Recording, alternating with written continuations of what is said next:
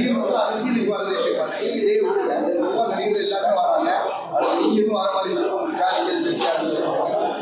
நமக்கு அந்த எண்ணம் இல்லை சார். நான் வந்து அண்ணனுக்கு ஆதரவு கொடுப்பீங்களா? எங்க அண்ணனுக்கு ஆதரவு கொடுப்பீங்களா? எங்க அண்ணன் திரையுலக அண்ணனுக்கு ஆதரவு கொடுப்பீங்க? எப்படி இந்த கேள்வி கேட்டு நான் ஒன்று சொல்றேன்.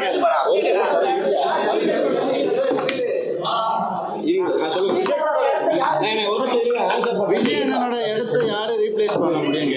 அவர் இடத்த யாருமே ரீப்ளேஸ் பண்ண அண்ணனுக்கு ஆதரவு கொடுப்பீங்க?